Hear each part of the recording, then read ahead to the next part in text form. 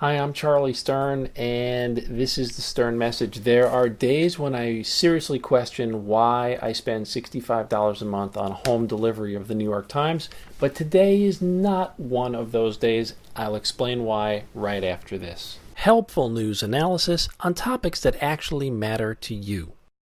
Get subscribed and hit the bell so you won't miss the next video.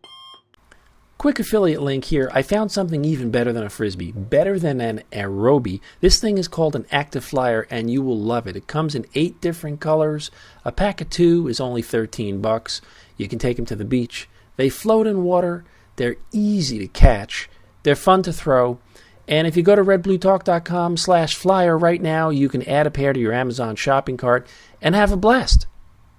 So on Sunday,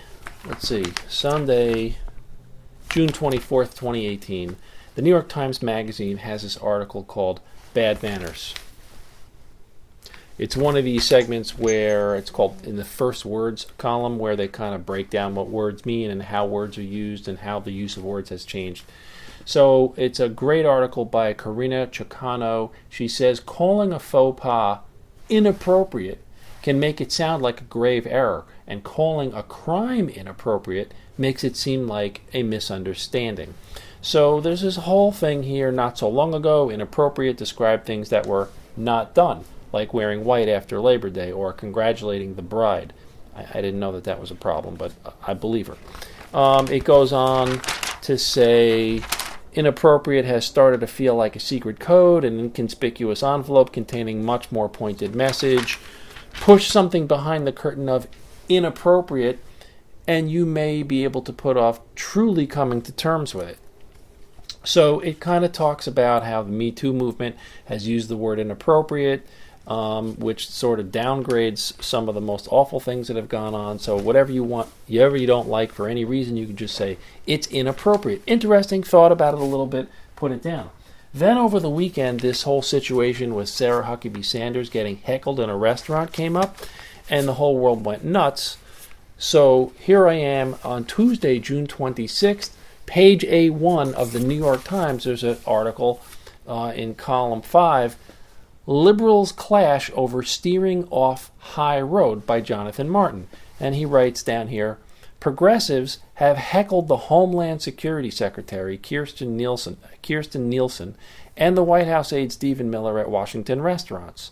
They have ejected the White House Press Secretary, Sarah Huckabee Sanders, from a Lexington, Virginia eatery, and they have screamed at one of Mr. Trump's leading cable news surrogates, Florida's Attorney General Pam Bondi, at a Tampa movie theater.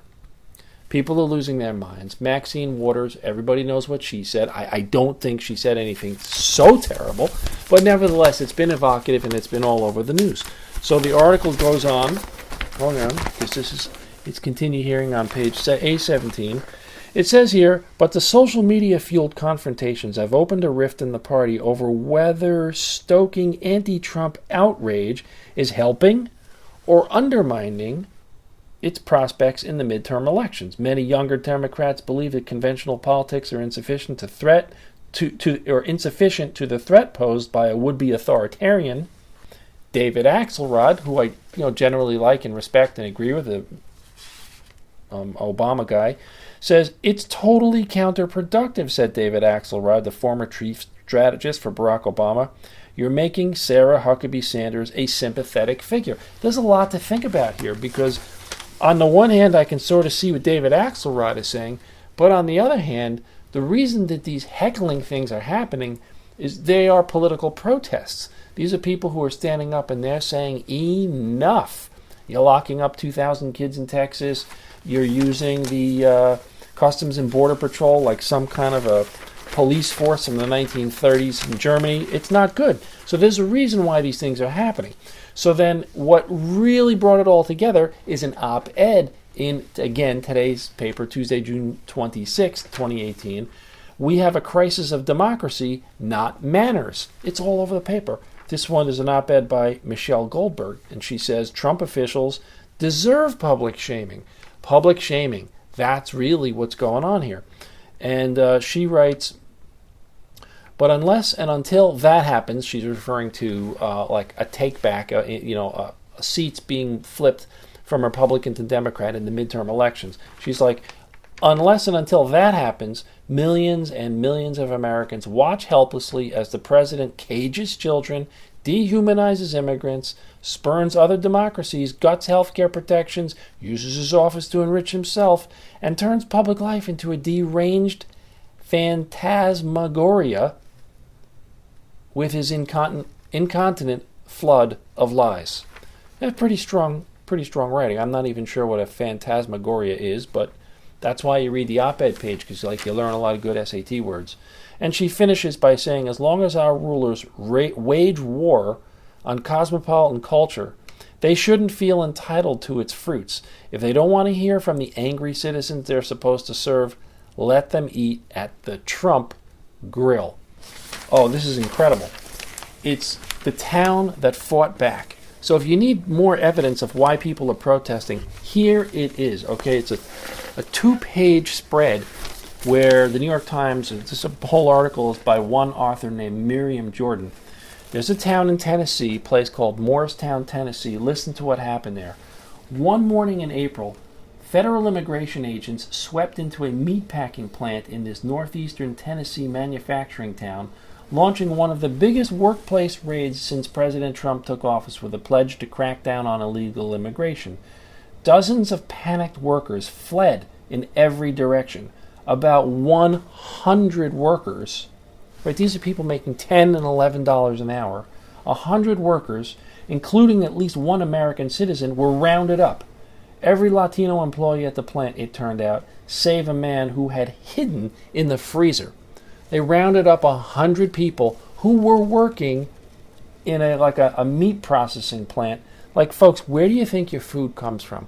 Who do you think is doing all that work? So, meantime, that kind of a raid is objectionable.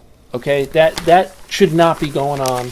That, unfortunately, it seems to be what our government is into doing right now. They're using ICE and they're using Customs and Border Patrol like some kind of a police force from Germany in the 1930s. It's got to stop, and clearly there is a massive divide in America about this subject, and it's going to wash up in the midterm elections. Anyway, those are some great articles from today's New York Times.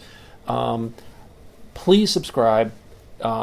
Check out the next video. I appreciate your watching, and let me know whether you think I'm talking about interesting stuff on this channel, and maybe give me some recommendations about topics and articles that you found that I can analyze as well. Thanks, everybody.